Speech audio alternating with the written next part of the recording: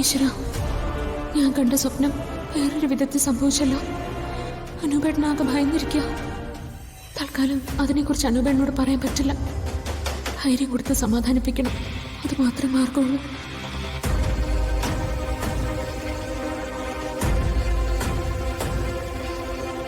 ചെങ്കൽ മധുവിന്റെ ആളുകൾ എല്ലായിടത്തും ഉണ്ട്.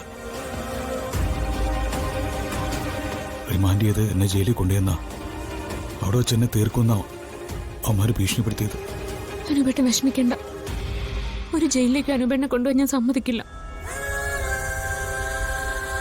ചെങ്കൽ മധുവല്ല, അതിനേക്കാളും വലിയ ഏത് ഗുണ്ട വന്നാലും അതിനെയൊക്കെ നമ്മൾ നേരിടും. എന്റെ അനുപേട്ടന്റെ ദേഹത്ത് ഒരു പോറില് പോലും പറ്റാൻ ഞാൻ സമ്മതിക്കില്ല. അനുപേട്ടൻ ആ പെൺകുട്ടിയെ മനഃപൂർവ്വം ഇടിച്ച് കൊന്നൊന്നും അല്ലല്ലോ. ഫോണിൽ സംസാരിച്ചുകൊണ്ട് ശ്രദ്ധിക്കാതെ റോഡ് ക്രോസ് ചെയ്തത് ആ കുട്ടിയല്ലേ? അങ്ങനെ ഉണ്ടായ അപകടത്തിന് അനുപേട്ടനെ മാത്രം എങ്ങനെ കുറ്റം പറയാൻ പറ്റും? ഇതൊരു മോട്ടോർ ആക്സിഡന്റ് കേസ് മാത്രമാണ്. വേറെ ആരെങ്കിലും ആയിരുന്നെങ്കിൽ സ്റ്റേഷനിൽ നിന്ന് തന്നെ ജാമ്യം കിട്ടിയേനെ. ഇത് ചെങ്കൽ മധുവിന്റെ സഹോദരിയായിപ്പോയി. നിർഭാഗ്യവശാൽ ഗർഭിണി. യഥാർത്ഥത്തിൽ അനുവേട്ടനെ രക്ഷിക്കാൻ തന്നെയാ ആ CI അറസ്റ്റ് ചെയ്ത് ഇവിടെ കൊണ്ടുവന്നത്. പക്ഷേ മധുവിന്റെ ആളുകള് ഇതിനകത്ത് കയറി പ്രശ്നം ഉണ്ടാക്കുന്ന അദ്ദേഹം വിചാരിച്ചു കാണില്ല. ഈ സ്റ്റേഷന്റെ അകത്തും അവന്റെ ആളുകളുണ്ട്. എന്റെ എല്ലാ കാര്യങ്ങളും അവരവനെ അറിയിക്കുന്നുമുണ്ട്. എന്നെ കാണാൻ വരുന്നവരെ കുറിച്ചും അവരോട് ഞാൻ സംസാരിക്കുന്നതിനെ കുറിച്ചും എല്ലാം മധു അറിയുന്നുണ്ട്.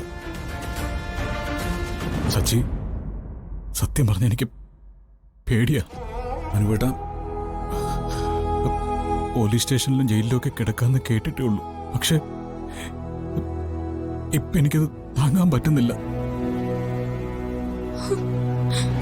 ഒരു മണിക്കൂർ കടന്നു പോകുന്നത് ഒരു മാസം പോലെ തോന്നുക. എന്റെ മോളെയും മീരയും അച്ഛനും അമ്മയൊക്കെ കാണണമെന്ന് തോന്നുക. ഇവനോട് എനിക്ക് പുറത്തിറങ്ങാൻ പറ്റുമെന്ന് പോലും സംശയം.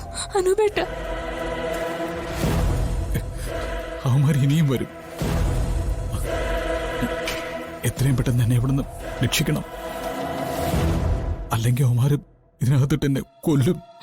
ഇല്ല അനുപേട്ട, അനുപേട്ടനെ ഇനി ആരും ഒന്നും ചെയ്യില്ല. അതിന് വേണ്ടതൊക്കെ ഞങ്ങൾ ചെയ്തോളാം. ഉടനെ തന്നെ അനുപേട്ടനെ ഞങ്ങൾ ഇവിടെ നിന്ന് ഇറക്കും. ഏട്ടൻ ധൈര്യമായിട്ടിരിക്ക. ഒരു നല്ല വക്കീലിനെ ഞങ്ങൾ ഇന്ന് തന്നെ ഏർപ്പാടാക്കാം. എന്റെ ഒരു സുഹൃത്തിന്റെ ജ്യേഷ്ഠനുണ്ട്. ഹൈക്കോർട്ടിൽ പ്രാക്ടീസ് ചെയ്യുന്ന വലിയ ക്രിമിനൽ ലോയറാ. അദ്ദേഹം വിചാരിച്ച ഉടനെ ജാമ്യം കിട്ടും.